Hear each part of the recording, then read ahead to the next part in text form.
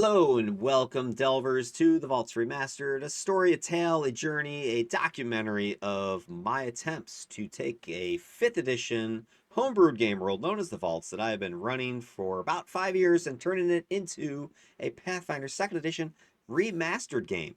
I now have possession of the official remastered rules that I have the PDFs of them from the last couple days, and I am using them. I am diving into them to really get this conversion process going for my game. So if you're like me, you're saying goodbye to an old 5th edition game. Perhaps it's a game that you've created yourself. Perhaps it's a homebrewed world that you have been playing in as a player. Join me because I'm going to be getting into how do you take all this effort and time and lore and things that you've put to, your blood, sweat, and tears into for one game system, and how do you make it work in a new game system? You got to start from scratch or not? That's what we're talking about. In today's episode, we're going to get into settlement building. We're going to be looking at Kvarca again, who is my primordial deity, who is a ruler of brilliance and perfection, this titanic gemstone elemental, and his realm of Prismar and neighboring world of the Luminar Nexus. And within those realms, he has raised cities. He rules over cities. Splendid, wondrous cities. Quartzarum, Prismatica, and the brand spanking new, hot out of my brain concept, Sepulucidumina. Sepulucidumina. I can't even say my own city. Sepulucidumina. Sepulucidumina. Sepulucidumina. Sepulucidumina. Sepulucidumina. Sepulucidumina. Sepulucidumina. There we go. I think I've got it this time. Anyway, you didn't tune in to hear me tongue twister myself. What you did come for, hopefully, is how the heck do you do this? Building Settlements, Pathfinder 2nd Edition, Remastered style, GM Core, page 138 and 169. We're going to be visiting this. We're going to take a look at how do you take your lore, how do you take your mythology, and that meaty text or ideas or concepts or whatever it is you're working with, and how do you marry that with Pathfinder's plethora of rule systems, mechanics, and in this example, guidelines, settlement stat block. Now, hey, let's revisit the concept of why you want to even put so much effort into your settings. In the last video, I talked about how they're very important for immersion and interactivity and such with your player characters. That's still true. But we're going to zoom in. We're going to focus in on what's the importance of a city, of a town, of a village, right? And it's not just the tavern where the gang all, has drinks, and, maybe they go to the blacksmith shop in order to get a sword fixed or whatever. No, your settlements are much more than that. They're opportunities for non-combat adventure modes. Pathfinder, I think, does a really good job of taking the game and dividing it into three adventure modes. You've got your prototypical standard combat, right? Encounter mode, they call it, which probably occupies at least 50% of the average game. Even if you're only doing one or two fights, a session, those usually last pretty long time. So that's probably a good chunk of your time. There's lots of rules built around that. But what about the rest of the time? What about when you're not fighting something? What do you do with all that loot you've gathered? How do you go about traveling through the game world? What do you do when you're back in town? That's where exploration and downtime modes come in. And settlements are probably where 90+% of that happens. Okay? When you're in a town, your player characters are in the city. They're in downtime, unless of course they're robbing something. But right, they're resting, they're crafting, they're reading up on some research in some library. They're meeting their contacts. They're getting information. They're crafting, selling, whatever. Right. So having a really well developed settlement is critical to that because your players are going to ask to go do something, see something, talk to somebody that you may not have prepared for. or you may have some ideas of, maybe a list of names of some NPCs, but do you really know the settlement? Do you have a map? Do you know where the various shops or taverns or inns are located? And how much information do you have? That's where Pathfinder's settlement stat block, I think, does a great job of outlining this for you, giving you the guidelines of basic stuff that you should have at your fingertips. A stat block like this, takes up a page of notes that you can refer to answer questions or give guidance to those PCs. So that's one of the big things. The other thing, of course, is that having a cool city or town or whatever gives you the option to have a variety of play styles or adventure styles. You don't just always need to go out to the dungeon or go out to the wilderness and go slay some monsters in some lair somewhere. There are plenty of social encounters that are in the game, infiltrations, chases, research, organization building, all these things that are possibilities in your game, but they require the backdrop to execute properly, and that would be a settlement, right? Of town, a village, or something like that. You're not going to have too many organizations you're building in the middle of the woods, right? You're not going to be doing infiltrating a ruin, I guess. I mean, I suppose you could. I'm infiltrating the dungeon, but I think this is more espionage style infiltrations. Commerce, buying and selling, right? Your characters are picking up stuff. What do they do with it? Where do they go with it? They got to go to a town or a city to sell it. Another cool thing that you can use with your settlements is that they represent power that's greater than your player characters. I don't think you should ever allow your PCs to go into a town or a village or whatever and murder people, right? This, you always hear these horror stories, the murder hobo, PC team that just goes in and murders shopkeepers and steals their stuff. Why are you letting that happen? There's got to be a government, right? There's got to be the law. There's got to be crime and punishment. People that are the posse that's gonna track them down. So use your settlements and cities to represent, it doesn't necessarily be a king, right? It could be a lord or a lady or whatever, but they should have more power than your PCs, so put them in their place where they deserve, right? Because they are lowly adventurers, especially at low level. I mean, why are you, first, second, third, eighth level person just walking in and running the show in some village or town and like, oh, I've got high charisma, I can do whatever I want. I've got a sword, I can do what I want. No, you can't. Okay, there's power greater than you. So use those settlements to put those players in their place. I already mentioned the laws and enforcement and punishment, right? Because if the players are doing things wrong, or they happen to, let's say they apprehend the bad guy, and they, you got those teams that want to take prisoners. They don't just want to slit everybody's throats. So if they take a prisoner, what do they do with them? Well, maybe they can take them back to your settlements to put them in a jail, in a dungeon, right? You could use that aspect of your settlements. And then my favorite thing about settlements is factions, right? Organizations, churches, guilds, whatever. Not the government, right? But they have a lot of power themselves.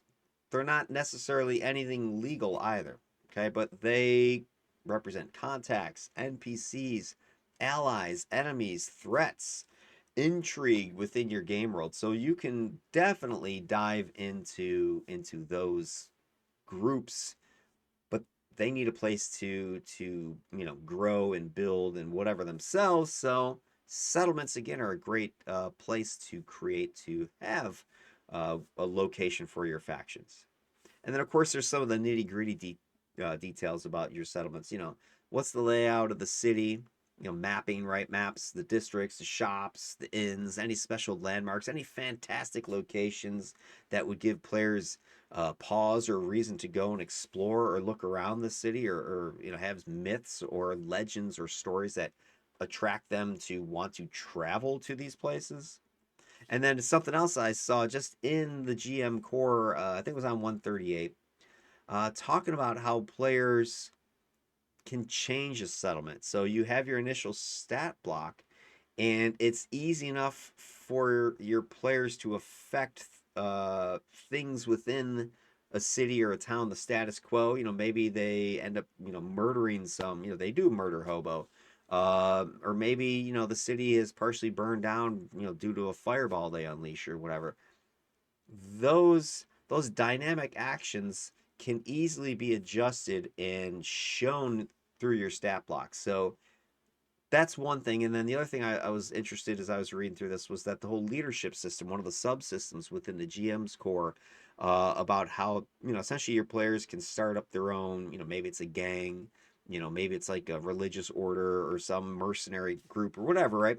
They can start these factions themselves, and then that would then fit into the stat block. Groups that they themselves would affect or create could be added to a stat block.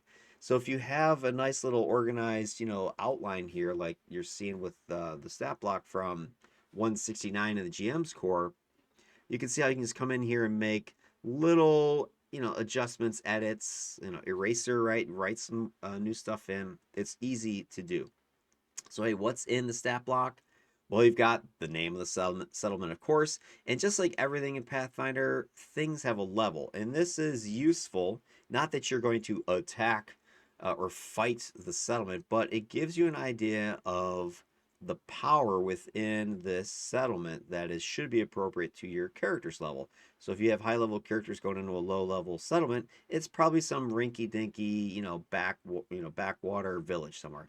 But if they're going into the capital city of some empire or king, that's going to be some high level stuff. And if they're low level, they should be aware. Ooh, this is a pretty challenging or dangerous place. Perhaps maybe I should be careful what I say and how I tread. So that's one of the interesting or cool things I also like about these stat blocks. Then you've got your traditional traits that you're going to find. We'll get into some details in that in a second, but uh, you know, is it a dwarven city, elven city, whatever? You have little traits like that that you can get into.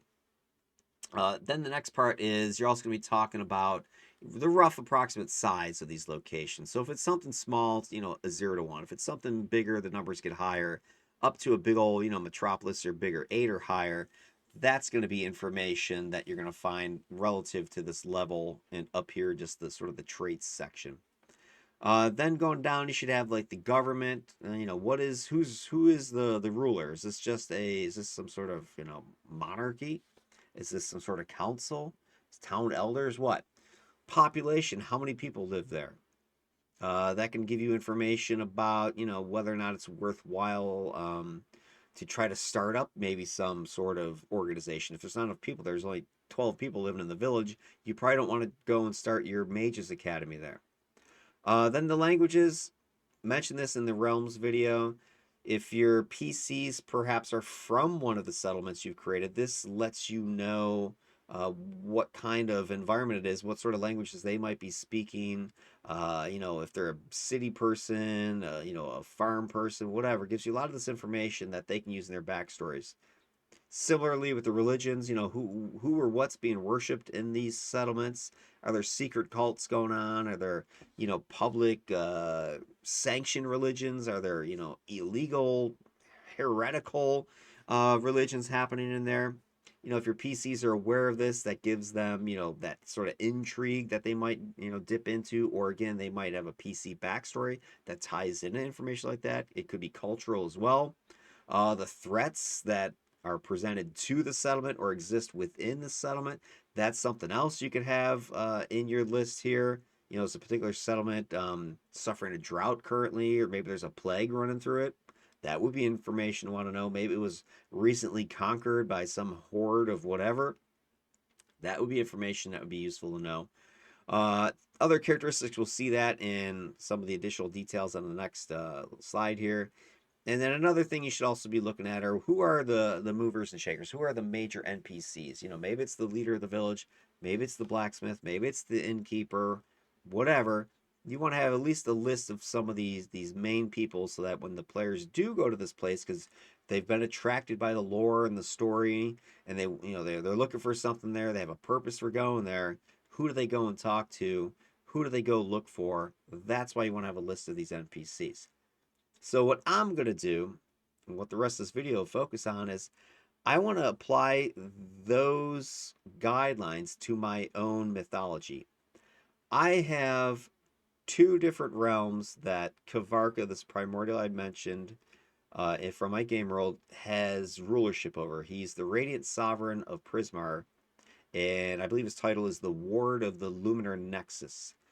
These are adjacent realms. Prismar is a massive geode deep beneath the surface, and it is adjacent to the Luminar Nexus, which in my mind represents, I'm not sure if it's the core, but it represents darn near the core of the world, where all the magnetic forces are flowing down through it. So a nexus point of all this energy that surges into the core, and it's would be like the inner sun, like the world navel is what the people would call it. We're living down here in the vault. So the luminar nexus is this glowing, radiant energy, kind of like the old school plane of positive energy, is the way I'm picturing it.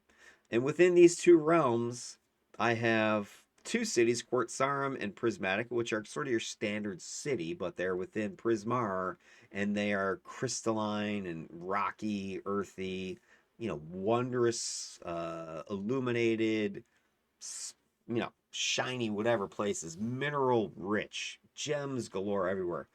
And Quartzarum is the capital city that Kvarca lives within. Unparalleled splendor if you're able to get there. Everything is perfect. There are no blemished surfaces, etc. That is one of Kvarca's main, rules is perfection, flawlessness, just like he is, this gemstone massive titan of a elemental. And then Prismatica is the city of commerce, also within Prismar, and it hangs from the ceiling of this geode of Prismar. It's basically stalactites just hanging down, but just clear jewel, crystalline formations. Beautiful, beautiful place, rivaling even Quartzarum, center of trade and commerce and such within Prismar. And then my new creation, my latest one that I came up with just the other day as I was chatting with my muse, Kathy, ChatGPT, as we're looking at the Luminar Nexus and just discussing the mythology of the place, the lore of this place, what's there. If you saw my last video, I did that exact process with Prismar, and the Luminar Nexus I did, outside of a video off camera. And part of my process as I was discussing with her was, what's in this place aside from it being this, not to say molten, but just this radiant, spiraling energy, Earth's core, magnetic fields, whatever, flowing through it. There's got to be something in it, a place where entities live. I don't know if they're tangible, mortal flesh and blood entities. I'm thinking they might be more radiant, elemental type, elemental of energy, of magnetism. I don't know exactly what they are. Maybe that's kind of where maybe some of these metal, the plane of metal that just came out with the Rage of Elements from Paizo just a few months back. Something involved there, spinning metallic, core. Don't know. But the idea came up for this Sepulucidumina. Sepulucidumina. Sepulucidumina. Sepulucidumina. Sepulucidumina. Transient city. So here's the concept. It's a city that's floating in like a ship almost, like a space station, deep underground in this luminar nexus, and it is. I'm not necessarily think it's adrift or is it steering itself. I haven't really thought about it, but it's on the currents of this radiant energy known as the and it is swirling around, and exactly where it is, nobody knows. Predicting its path is impossible. It's just following these currents. I guess maybe the way you might want to picture this is the sun with solar flares and spiraling plasma ejections and stuff coming off of it. So it is spiraling around, and occasionally it eclipses or occults the world navel as it's just in its movement. And that's maybe the only time you can maybe spot this little blip going around. But I thought that'd be wicked cool. And so that is actually the settlement I want to go and use Pathfinder's rules here to try and create with the assistance of Chatty Cathy, ChatGPT, my muse. So in order to do that, I'm going to use my similar strategies I've used before. So if you've seen any of my previous videos with the mythology, with the religion, with the divine classes, or the latest one with the settlements based around Kvarca, based upon Prismar and the Luminar Nexus, I'm going to take my known mythology and I'm going to feed it to Kathy along with the settlement stat block requirements or guidelines here and ask her to help me come up with something. But before I go ahead and do that, I want to share with you what I know about the Luminar Nexus.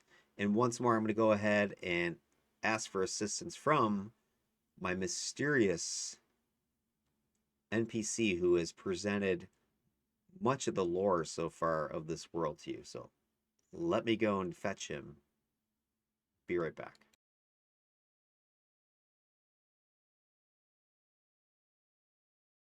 Ah, it is true enlightenment you seek within the purity of the Luminaire Nexus, outshining even the vibrant vault of Prismar. The Luminaire Nexus is an extraordinary domain of radiance and our energy. This spectacular expanse of luminescence is where threads of inception intertwine with the subterranean wonders of Prismar, infusing the entire realm with an unparalleled vitality and vibrancy. In this domain, wild currents of the fundamental essence of life, surge and weave through the world navel. The energy is not just present, it visibly manifests as torrents of searing power, sculpting the caverns of Eclipsion and giving rise to the breathtaking formations throughout Prismar.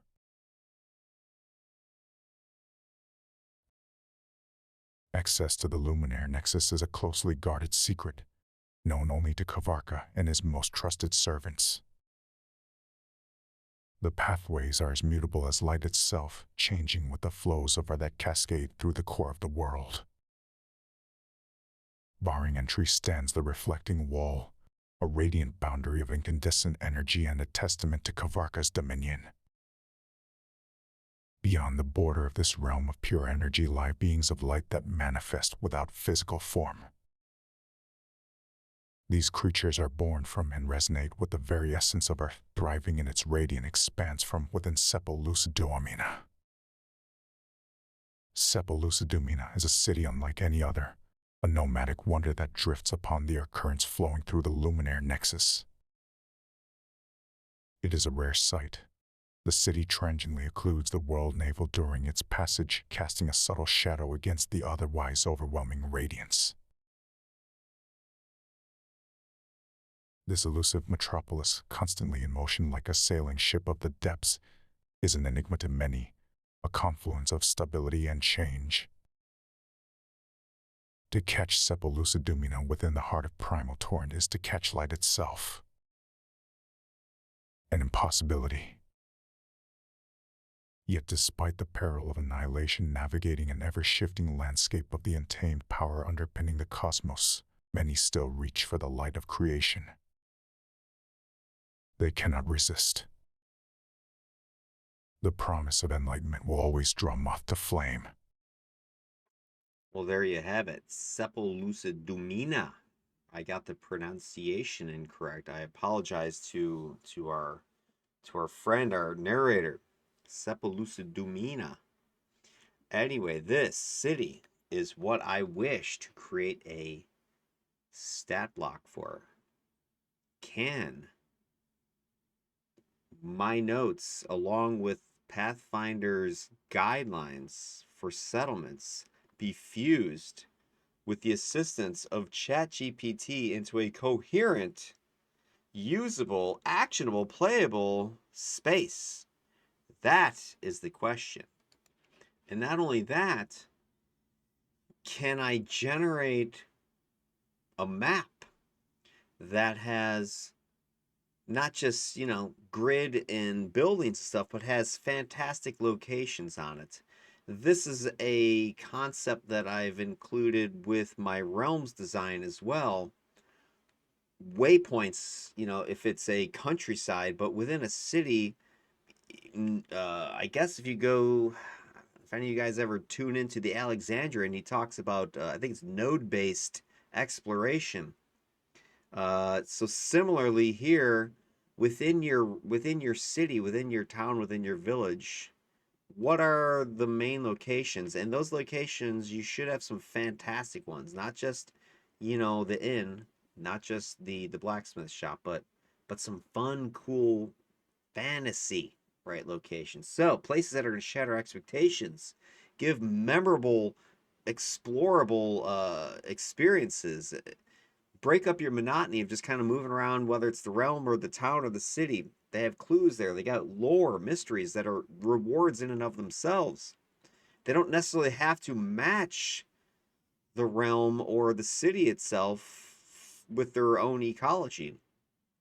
And they should be, something you flesh out descriptively or using other senses that the game world provides.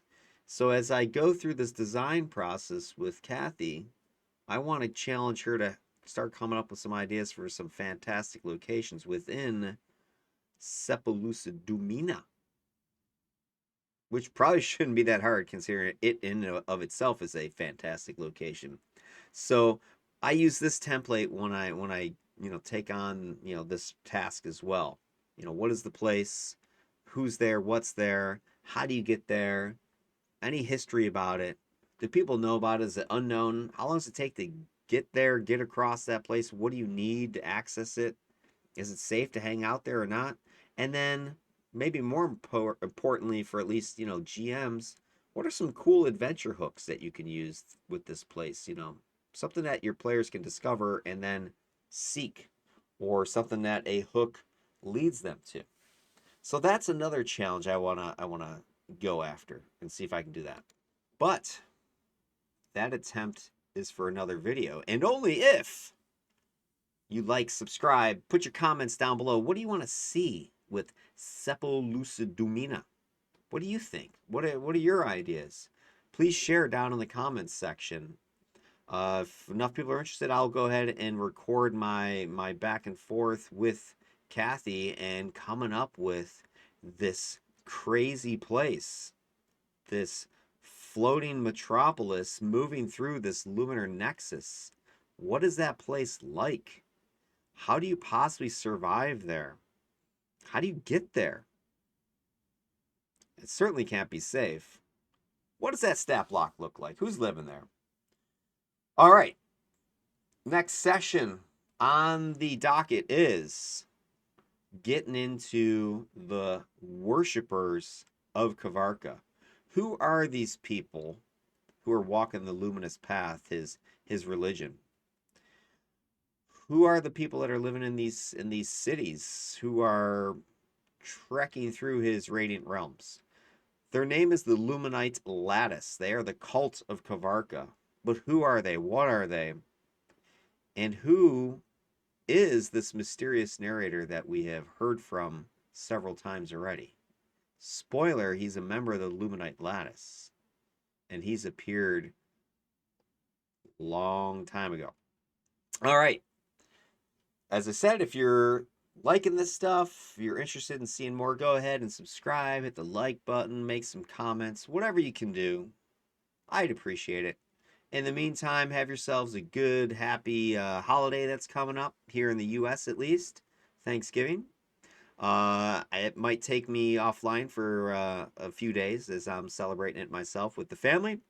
But hopefully I'll be able to squeeze in a video or two because I really want to get into this Luminite Lattice. And I really, really, really, really, really want to get into the secret of my NPC narrator. Who is he?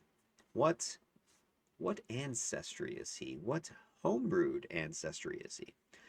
Anyway, have yourselves a happy holiday, great weekend, and all that fun stuff. Take care. Peace out.